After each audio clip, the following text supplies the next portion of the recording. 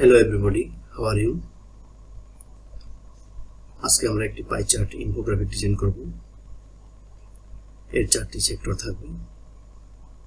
এজন্য আমরা আমাদের ক্যানভাতে লগইন করব।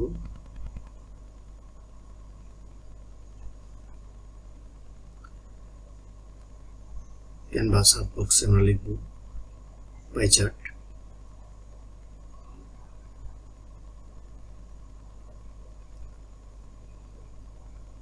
নিচের দিকে পাই চার্ট অপশনটিতে ক্লিক করব।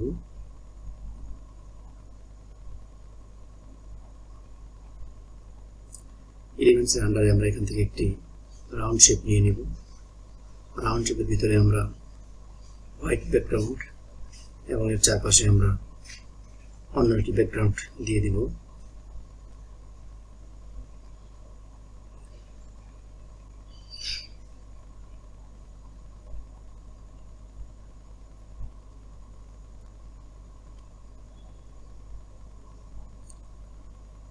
আমরা ব্যাকগ্রাউন্ড চারপাশে হোয়াইট করে নিলাম। আমাদের তৈরি করা ডিজাইনটি আমরা এখন ডাউনলোড করব। ডাউনলোড করে আবার ক্যানভাতে আপলোড করে নেব। আমরা একটি পেজ নিয়ে নিলাম। এখানে আমরা আরেকটি ডিজাইন তৈরি করব। এজন্য আমরা একটি ফ্রেম নিলাম। ফ্রেমের ভিতরে হোয়াইট ব্যাকগ্রাউন্ড এবং এর চারপাশে আমরা আরেকটি অন্য ব্যাকগ্রাউন্ড দিয়ে নিলাম।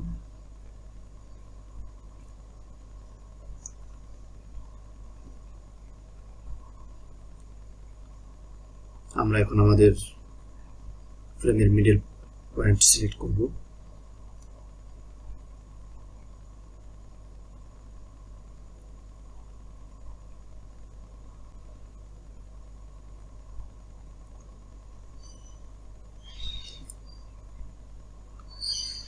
এরপর আমরা আরেকটি ফ্রেম নেব।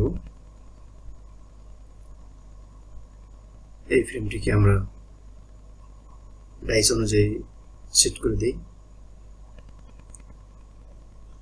এরকম করে আমরা আরো 3টি ফ্রেম সেট করব।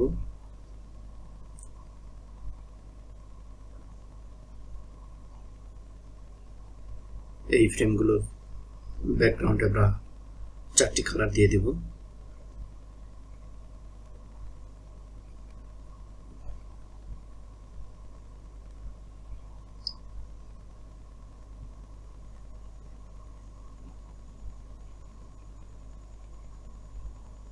এখন আমরা আমাদের আগের ডিজাইনটি আবার এখানে নিয়ে আসি, এর উপর সেট করে দিই এবং এই ডিজাইনটির আমরা ব্যাকগ্রাউন্ড রিমুভ করে দিব।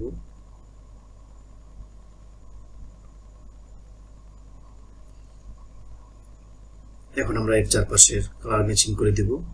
এই জন্য আমরা আরেকটি শেপ নিব।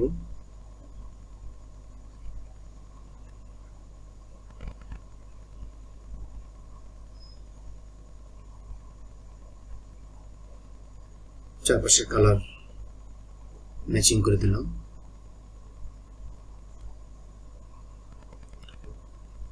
আমরা এখন একটি প্যাটার্ন নিলাম। প্যাটার্ন নিয়ে আমরা এর কালার চেঞ্জ করে দিলাম, ট্রান্সপারেন্সি কমিয়ে দিই। আমরা আমাদের এই ডিজাইনটি ডাউনলোড করে আবার আপলোড করে নেব। তারপর আমরা এর ব্যাকগ্রাউন্ড রিমুভ করে দিব। আরেকটি পেজে আমরা এটা সেট করে দিলাম। আমরা এখন এর মধ্যে একটি শ্যাডো অ্যাড করব। এটা আমাদের ব্যাক সাইডে সেট করে দিব। আমরা একটা টেক্সট বক্স নিলাম। এই বক্সে আমরা আমাদের প্রয়োজনীয় টেক্সট বসিয়ে দিব।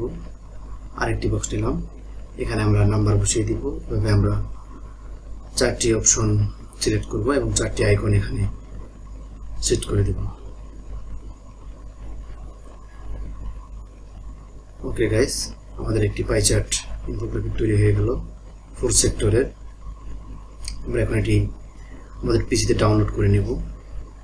এই জন্য আমরা ডাউনলোড অপশনে ক্লিক করলাম। ওকে, আমাদের কাজ কমপ্লিট। সবাইকে ধন্যবাদ আমাদের ভিডিওটি দেখার জন্য। আসসালামু আলাইকুম।